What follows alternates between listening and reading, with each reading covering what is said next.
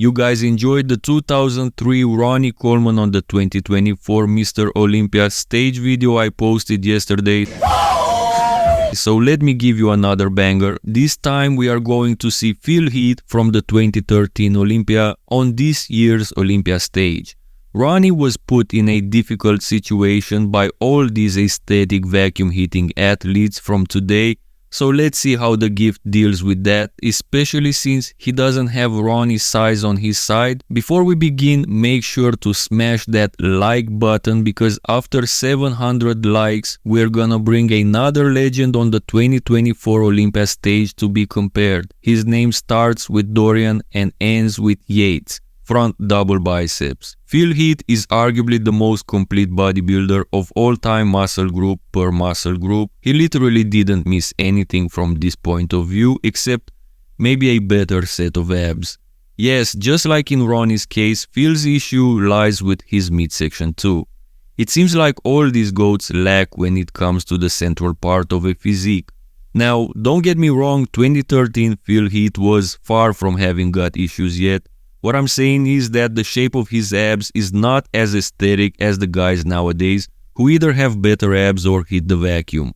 Somehow the shape of Phil's abs ruins this entire pose for him when you look in perspective at all 5 of them.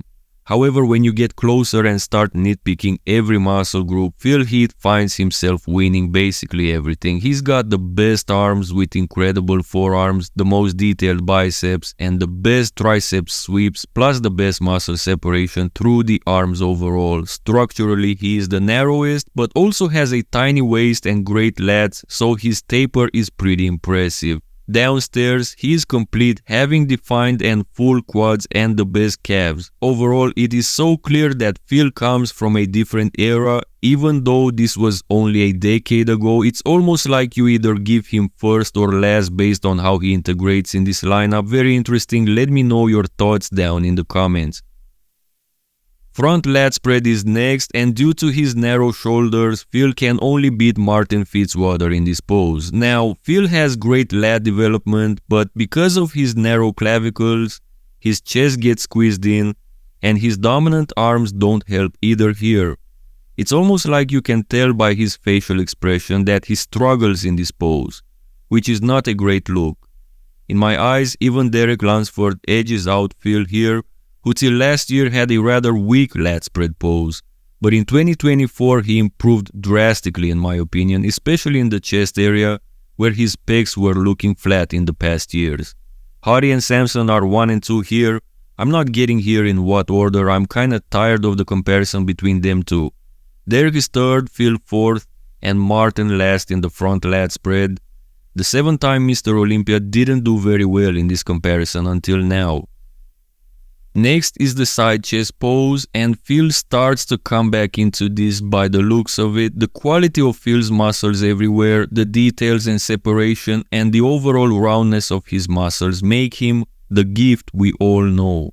From the dominant shoulders and crazy arm development and the deep line separating the two, to his round pecs, and then down to his incredible side leg with the best hanging hamstring of all time. All this makes him a power to be reckoned with. However, there is Samson Dauda, who is the owner of this pose in the lineup, and I don't know if I'm convinced Phil should beat him here. He may not have Phil's muscle quality, but he's bigger overall. He kills Phil at the chest department and holds his upper body in a proper way. Who do you guys have winning this pose between the two? Fighting for 3rd, I have Derek and Martin, and Hadi falls last in the side chest.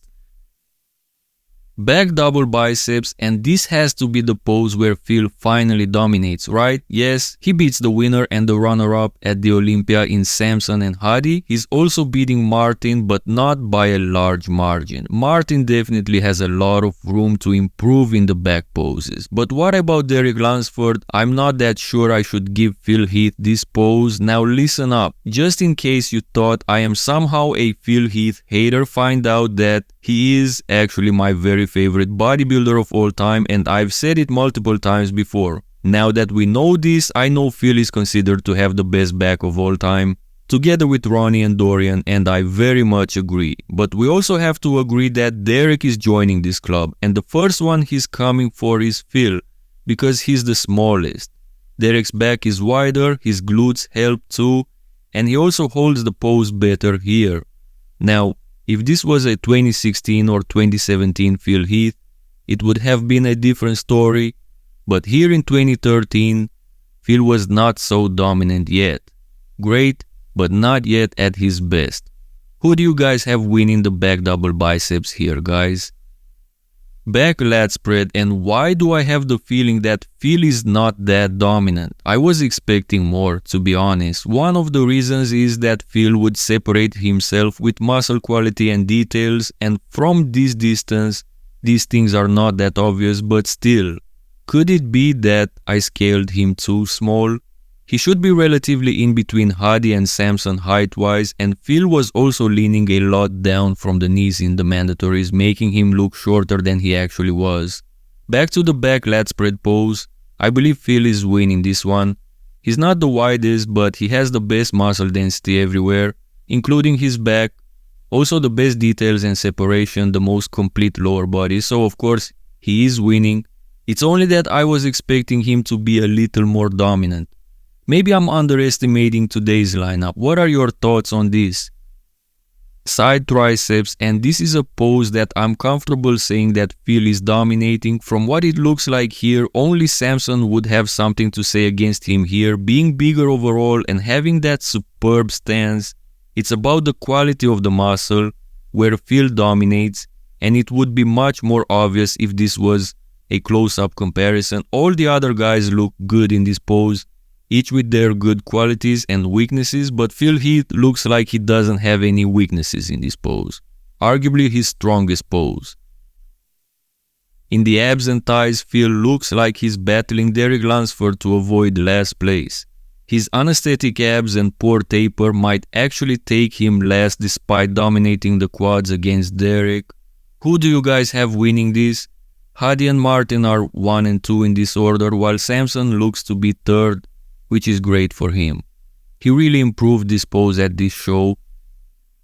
Alright, Phil had enough of this foolishness, the most muscular pose, or rather your favorite most muscular. When it comes to the hands clasped, I believe Phil defeats Samson, Hadi and Derek, and he also wins against anyone who dares to hit the crab variation. Phil was never the biggest in this pose, but he never needed to be. He represents what this pose means, having round popping muscles everywhere, defined and striated ones separated by the clearest lines you will ever see in these poses. In conclusion, Phil might not have won every single pose, but he would definitely win this contest if he were in, because aside from a couple of poses, he was 1 or 2 in every pose. He's also the most complete and probably the most conditioned aside from Hadi. Martin is still too small and doesn't have the muscle maturity to go against Phil. Samson has the size but still doesn't have the muscle quality for Phil. Hadi has the conditioning but gives up too much size in some of the poses and has some glaring weaknesses against Phil, like the arms and shoulders, and Derek needs more legs and more definition in his upper body to hope to challenge Phil. But my mind still remains on that back double between him and Phil. Who do you have winning that one? Let me know if you enjoyed this video, and if you wanna see more legends on this stage, make sure to get this video to 700 likes and we'll have another one soon. Probably Mr. Dorian Yates.